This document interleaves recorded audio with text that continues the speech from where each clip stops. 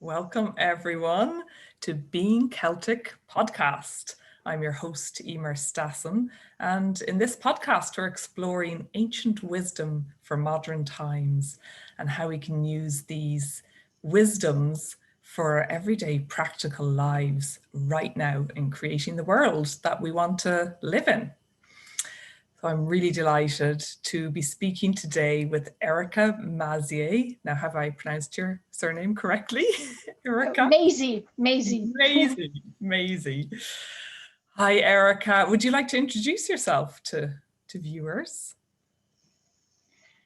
Well, first of all, I would like to say thank you, dear Aima, to invite me to share this space together and share our stories or some part of our stories. And we know each other from the Academy of Soul-Based Coaching. So, yeah, thank you very much for this space together. And, You're so welcome. about me, like Erika Maizi, I'm also known as Erika Amazing Me, like on my website. I'm an author of the book, The Weirding Way, The Mysterious Art of Weaving Your Own Destiny, that I birthed last year. On the magical day of my birthday, it was the 4th, and the 4th, because 2020 last year, added together was also 4. So the magical day, experienced the baby birth, my first baby book birth. And at the moment, what is weaving to me, I've been diagnosed with breast cancer in the latest stadium with metastasis just 2 days before Christmas. And that has completely changed my life and brought me even more into this weird, in the Norse languages, like the rune, the nothingness. And at the same time, everything is emerging from this space of the void, of the womb of the mother. And so I was thrown even more deeper into this weird. And what is emerging now, I'm writing about my experiences, and I call it the even more weirding way of turning demons into diamonds. And I'm writing it as a diary, what is coming up when I'm really embracing my demons, my tumor, my metastasis. I follow a Buddhist practice which is called Wyrd, feeding the demons. And it's not like people usually do, that would like to fight a disease, or that would like to get rid of something which is very uncomfortable. And what I find, where I receive one blessing after another, is I'm going towards it. I'm feeding it. It's like my tumor has got a name. It has got a purpose why it's here. And I communicate it with as intimately as possible. And I write about that in form of a diary. So, and this is the even more weirding way unfolding. That's amazing. And yeah, I'm so honoring your courage in, as you are in this journey, to speak of this today and share this with people exactly as you're experiencing it. And so often we hear the language around cancer. It is the fight, it's the battle, it's the fight, it's this like harsh, tight fist. So to hear how you are embracing this, giving your tumor a name, feeding the demons, turning them into diamonds, that's really, really beautiful. And I'd love to ask you, what, first of all, was that like for you 2 days before Christmas, discovering this? Well, obviously, in the moment when I heard it, I just, first of all, broke together. It was so shocking. I never thought it, because I didn't have any side effects or anything, no health issues. I was like feeling on the top of the world, like really healthy. So it was an immense shock, and obviously just briefly before Christmas. But when I remember it, it was most importantly a shock, because it reminded me straight away of the death of my mother. I cared for my mother in the last year before she died, 15 years ago it's already. and she actually died from lymph cancer. And I only remember when she said like, oh, it is already in the lymphs. And then it's just like everything just broke together. And I was just crying, and I just left the room. And I was just in a shock for a few days, in a shock, and also in this grief where I was just only crying. But I remember now, in retrospect, it was the grief of my mother, because it was like a wound which has been torn open again. Yeah. And yeah. And so it opened also a new space to grieve around my mother, which I was not able to complete. That's I know now. So yeah, it's the grief as well, where people don't have space. We don't have proper ways to deal with grief and death and the unexpected, and also how to deal now with lack of health for all of a sudden. And it's also connected with grief and loss. Wow. Yeah. And not knowing even that that was there within you to be cracked open.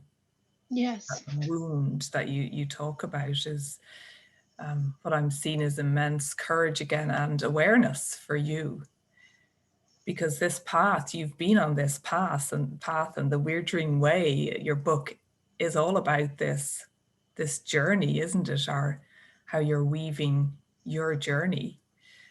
And the journey that you're on now, we were talking before recording how this is bringing you into an even deeper awareness of you and yourself. Would you like to talk more about that? Yes, it's an even deeper dive.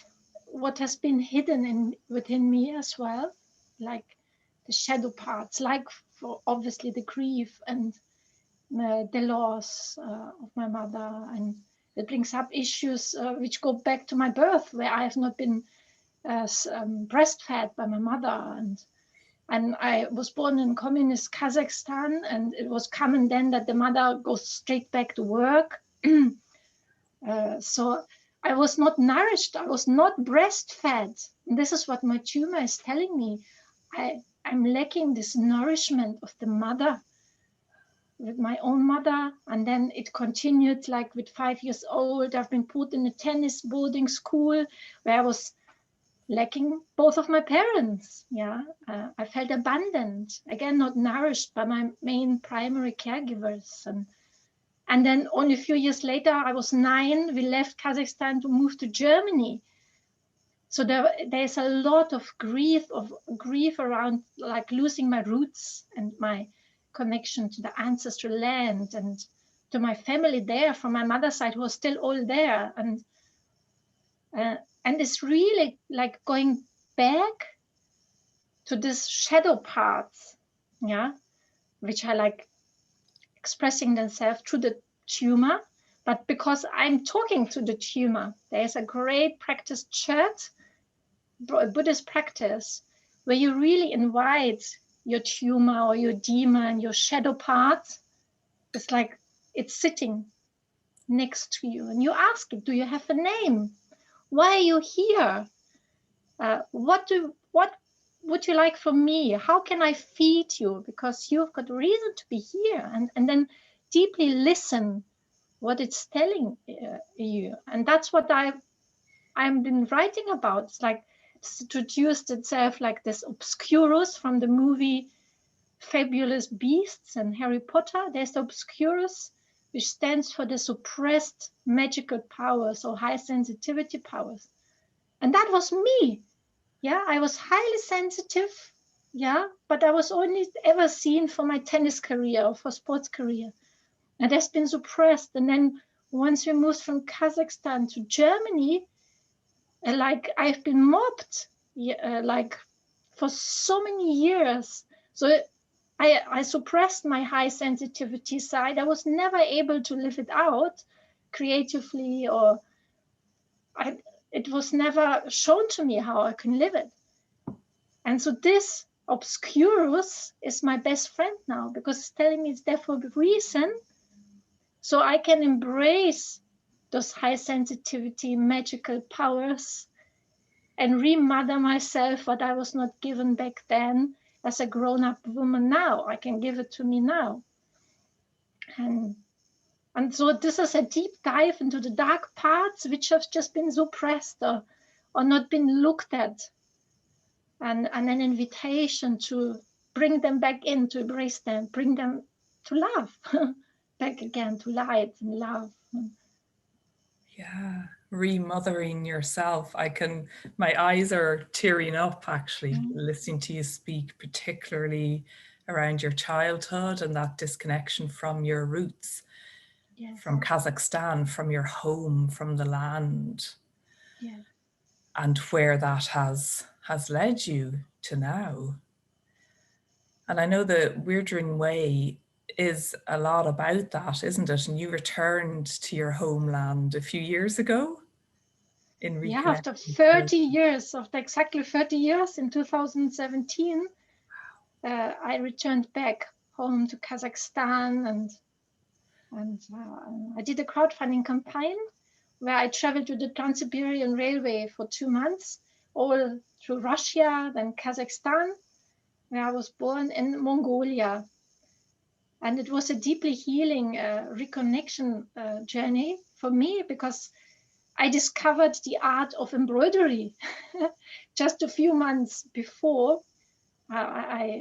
I did a workshop, a 1-week workshop, where I learned how to embroider a destiny towel with a Russian embroidery master. And that was the beginning of me, like I write about in the book, of taking up my own thread, my unique thread, which stands for my own life purpose, or why am I here, or for the unbiblical code, how I'm connected to higher source. Why am I here for? It was a profound experience for me, where I started to remember, like, yeah, why am I suddenly interested in Russian clothes, and especially the symbolism in this very traditional indigenous costumes, and so by way of picking up the thread and weaving, embroidering my destiny towel, then I started to hear more my inner voice, like, oh, but now it's going to deepen if I actually go back to my ancestral land, like really literally go there. Yeah. And that's when I did then the crowdfunding campaign to finance the trip, the Trans-Siberian Railway. And on the path, I was also planted like my Celtic life tree, rown tree seeds and powerful places. And all those steps were very profound for me, first of all, to remember where I come from. So where is my life thread leading me? And remember the traditions of my indigenous background, and step by step, like recollecting the pieces in form of like really embroidering, planting seeds in the land. And in 2070, it started this deeper journey to who am I really? Where do I come from? Yeah. Yeah. Wow. It's like the next, just more loops on the spiral as you're weaving. It's like weaving your way home. Yes, Back that's to why I the love your metaphor of the spiral. It really is. It's like it's reconnecting with the original point and spiraling back. Where do I come from? This is for me like picking up the thread and the needle, the original point, and then see where this loop of the thread or the spiral is leading me. Yeah. And you mentioned the rowan tree, which is one of my favorites. We have so many growing out here. What for you is that relationship, or is there a relationship then between the rowan tree, planting the seeds, and Kazakhstan, Mongolia, where your roots are also? Yes. Big Well, I question. always did a ritual which I read about in the Anastasia books. They're very popular in Russia and in the former Soviet Union. They're written by Vladimir Maigret about the Siberian spirit. It's a woman who lives in the Siberian taiga woods, and she describes this deep connectedness to nature. So, and a ritual how we can plant our life trees, seeds, in form of a ritual where we also put the water in our mouth and really connect with the ancestral land when we plant the seeds in the earth. And that way, like really consciously reconnecting ourselves with the land and with the ancestors who walked on the land. And in that way, it's like I'm connected with my personal tree, but at the same time, with the roots of the ancestors and of the lands back then. And this is what I was lacking. So for me, it was profoundly healing to do it in a very conscious, ritual way, ceremonial way.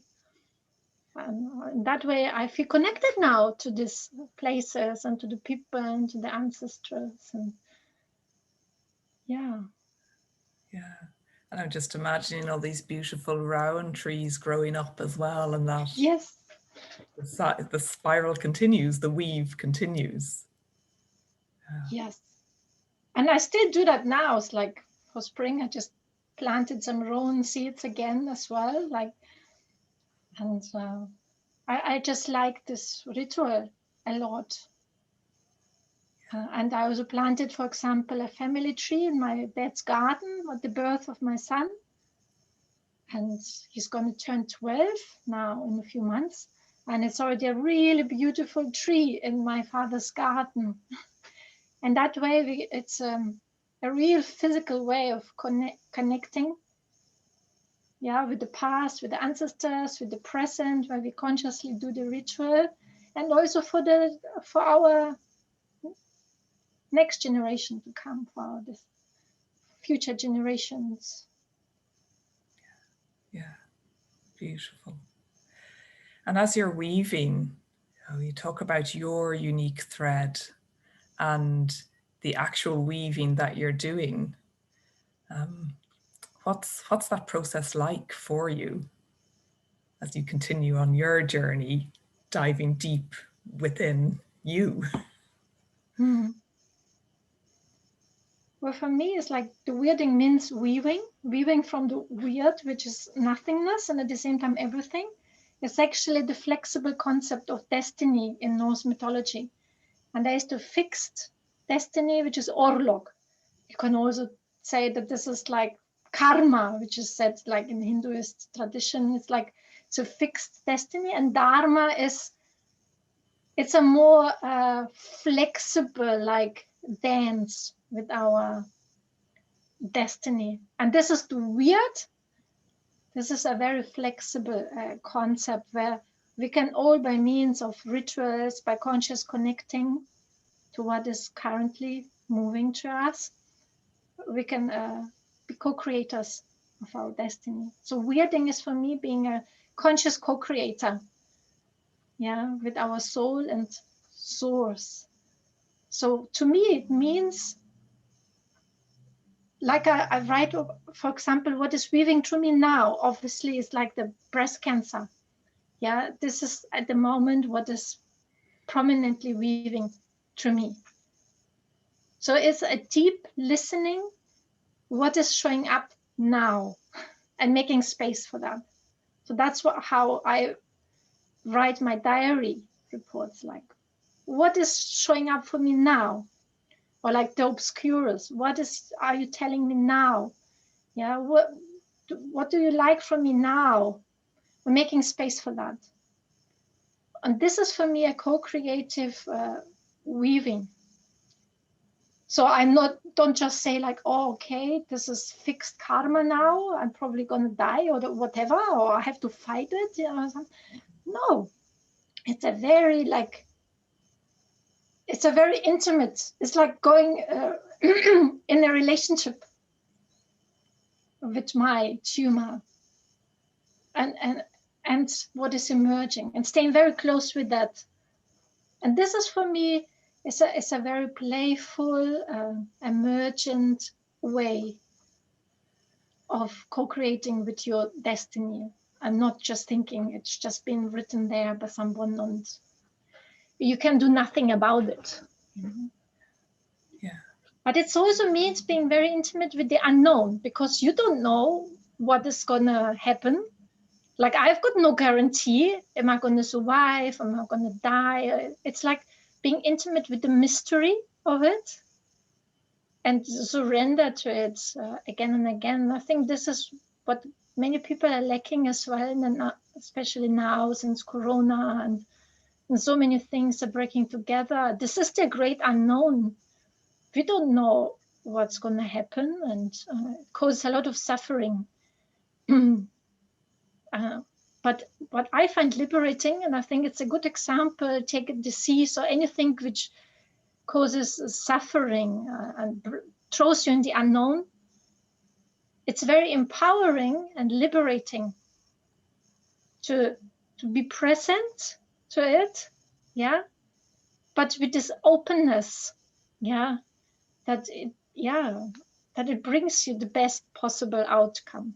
And that's where the wonders arise from, of staying open for all possibilities. Yeah. Wow. I know that is going to help so many people. Because really, I've never heard anyone describe the journey with cancer in this particular way. It's really uplifting, hopeful, and magical how you are befriending and co-creating, weaving your destiny with Obscurus. Yes.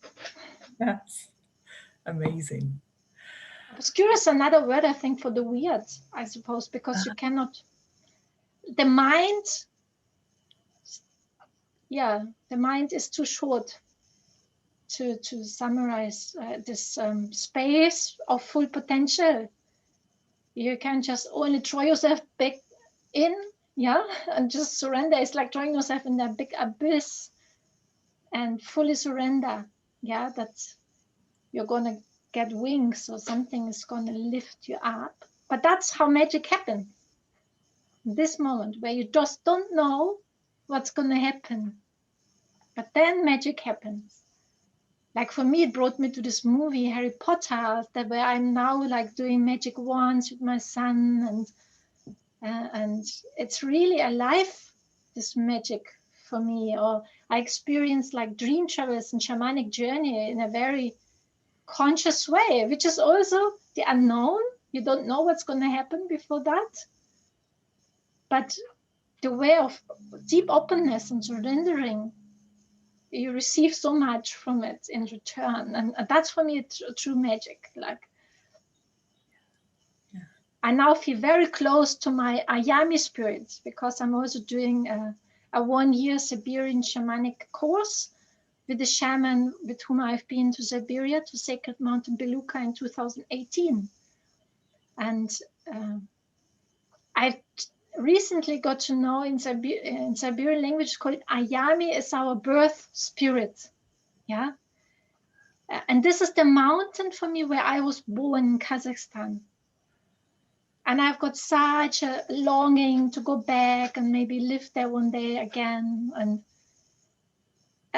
through shamanic journey, I now know that this particular mountain is my birth spirit, and I can communicate with the spirit.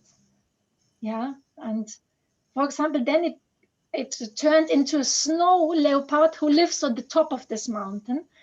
And I embroidered the snow leopard on my shamanic dress in the back. So now this snow leopard is always supporting me, and he lives on this particular mountain, which gives me the biggest grounding, where I belong. I was born there, yeah. And in that way, I'm liberated. I no longer have to think like, oh, by then and then and then, I need this and this money to be able to move there, to buy a house. No, because I'm in peace. I belong there. I can connect with my Yami spirit or with my protective animal, which always supports my back and is here now when I wear it. Yeah. And the pressure is gone. It's gone. It has its own divine timing. If I'm meant to be there, I will be there. Yeah. And I can travel there anytime. And I painted it. I've got it next to my bed. I look at it. I've got it on my dress. And those travels, this shamanic traveling, they are very alive. And they're outside of this time and space and are very liberating. And this is for me also like magic, but a vivid magic. It's alive and very liberating and fulfilling. Yeah, the power of that, I can feel that, the power of the shamanic journeys, your snow leopard, and connecting with, you found your place of birth, your root. Yes, my and birth spirit. birth spirit, and you can go there anytime. Because for me, especially now, we're still in lockdown. I haven't been to Ireland for a year. Okay, it's not been 30 years like you describe in your journey, you know. And it's so wonderful to know we can go there. We can go there Yes. anytime when we connect with those places. Yes. Which feels really good. Yeah. And for you then, on your journey, where would you see the connections? And you've already spoke of many in the Weird Dream Way, and the connections between your journey and that of the Celt. This is about being Celtic, and ultimately it's about being knowing our nativity, our nativeness, where we are Indigenous too. Mm-hmm. So where would you see the connections there? I see the connection of going to the root where you come from. It's like following the thread, picking up the thread or the spiral and spiraling back to your original point. Like, and this is like the Celtics are your ancestral lineage. For me, it's Norse but also Siberian I've got a few different roots, and it's going spiraling back to our ancestral lineage, and this is where the connection lies.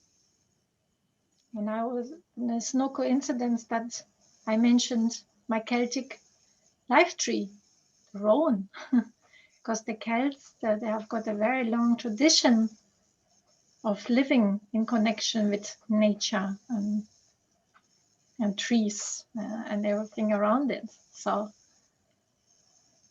and I think these indigenous cultures, they were not as separated, even though we've been totally different parts of the world. I think at the original point, there is only unity. It's only one connection to the source, yeah. And it's an invitation to go back to the root of our true nature.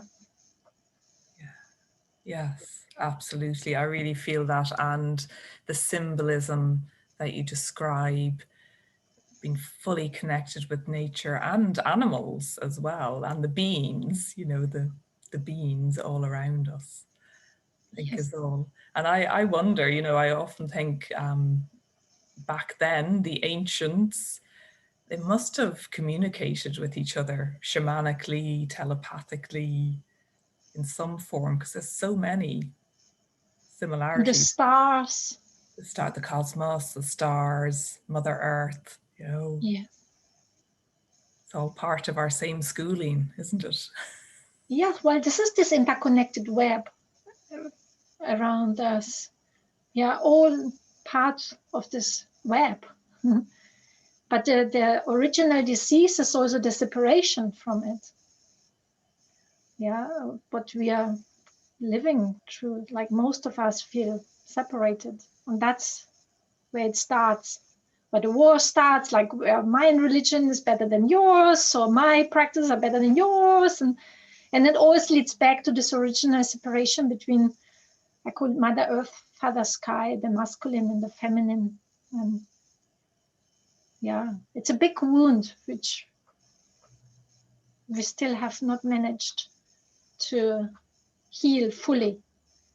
Because if you're interconnected, there is no separation. And that's where people from indigenous cultures, they had this mysterious language. They were looking at the stars, they were looking at the cycles of nature. And this is the same language, like same language everywhere, like because you're part of the web.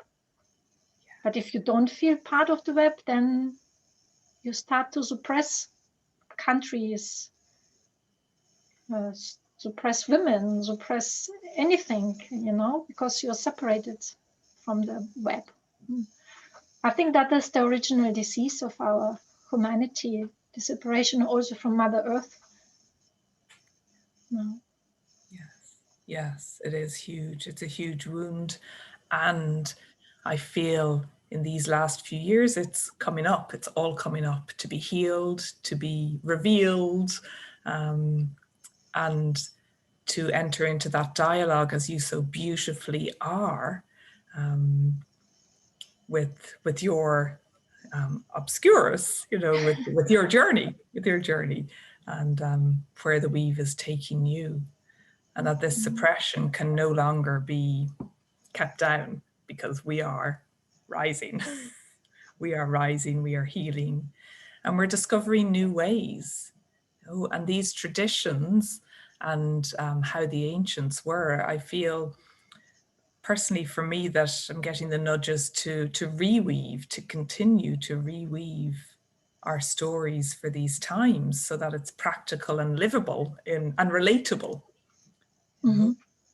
And listening to you speaking, I find it's extremely relatable in all that you're sharing, rooted so deeply in the traditions that you've spoken about. It's really wonderful. Thank you. I also feel that since everything is interconnected, you with your Celtic spiraling to your roots, and this is an invitation for us to listen what is coming up, and if it is like reconnecting with our ancestral roots, then this is what is present to us at the moment, and we can bring a lot of healing to that. It's again being present, what is showing up for us now. Like 3 years ago, it was also really going back to my roots, and at the moment it's like looking at my obscurus. But if you do it with the eyes of love, of wholeness, then when you heal that, what is really present to you at the moment, then you heal always everything around you at the same time. Yeah. And then I'm always in awe, like, how through a simple act we can change so much. Yeah, at the same time. Yeah, simple and courageous, because not everyone wants to go there. Not everyone wants to look inside at our wounds and the demons. Yes, exactly. But at the same time, I think Carl Jung was saying it, like the path to light is through the pain. Yeah, like that's where the light comes in. Or my favorite saying by Leonard Cohen, there's a crack in everything, that this is the light comes in. Like that what we fear most, that what hurts us most, is an invitation to go there, to go towards it. But it's always, it's a lot of times easier said than done. It takes a lot of courage to face the fears, the shadows, and the weird. Yeah, it really does. It really does. And is there anything else you'd like to share? Oh, you're writing your diary. I guess, is this going to be your next book, your next publication? Or are you just waiting and seeing? Well, the way it's like weaving to me nowadays is very different than my first book. My first book, I actually really wrote like structured it like writing a book and followed like certain steps until I got it published and everything. And this time it's very different. It's like it's really much more surrendering to the moment, and I'm just writing it, and if it feels ready to be published, then it will be also a book, but very different because it's really like my diary, my thoughts, my experience of the day. Or yeah, but I'm not sure where it's gonna go. I'm just very grateful for the process of having found more and more this intimate space, like of really listening to me deeply and having the words to to tell my story. And yeah, so if it's a book, I don't know when it's going to come out. Yeah, yeah, wonderful. The process is happening right now in every moment. Yeah, gorgeous. But my first book is available since last year, so Yes. if people are interested in that, yeah, there's a link, and yeah, they can purchase it over Amazon. Yes. Yeah, and I'll put a link in on the YouTube video when we send this out. And I have finally purchased your book and it is on the way. So it's going to arrive any day now. So yeah, but I feel like I've shared the process with you. As you said, we both met in the Academy for Soul-Based Coaching, and Yes. I feel like I've walked some of the path with you. Well, most certainly. I also feel like it, and that's yeah. Um, I'm amazed and I bow before you, in front of you, like how you have developed this as well, having the space for this great online conference about the witches and this 21 days spiraling path and the podcast now. It's amazing how you share your gifts and offer spaces Mm. for so much magic, because we need each other, isn't it, to tell our stories, to listen, to hold space for each other, to witness each other. Yeah, that's so important for us humans, and so thank you for those very different spaces and gifts. Thank you. You're so welcome. There's so much healing, isn't there, in sharing our story, being open to listening Mm. and receiving the threads that are for us to receive, which I know many will from all that you have shared, which is wonderful. Mm. So, yeah, is there anything else you'd like to share, and where can people find you? Yeah, I've got a website. It's called erikaamazing.me. And there's also more information about my book and other services like soul-based coaching, like where we met. It's very, yeah, beautiful as well. And I also offer rune readings, um, yeah, which are also very, yeah, very deep to my heart, or like very precious to my heart. The runes are said to be have been carved from the tree, the world tree Yggdrasil in Norse mythology, by the three Norns. And my book is also interwoven to the wisdom of the three Norns who sit by the world tree, who are carved the runes and who are holding the threads to the past, present, and the future. And the mysterious art is like we discussed already today. Mysterious art is being very present. Which thread is pulling you at the moment? Is it from your ancestral past? Is it from the present moment, what is showing up to you? Or is it also from the future? And we can play around with it in a conscious way. So the runes are also very dear to my heart since I've been like transmitted through the Norns. Wow. Oh, and I love that question of which thread is pulling you. Gorgeous. Wonderful. Well, I will put a link to your website below, and there's our phone ringing, which it never does. So thank you so much. It certainly does now. I forgot to turn it off. That's our calling. So thank you so much. It's been wonderful. Thank you, Aima. Thank you. And to everyone watching, we'll see you again soon. Yeah, Blagadaru in Russian. Many blessings. Many blessings. Gurav Mila Mahagat in Irish. Oh, I need to practice that. Thank you. Thank you.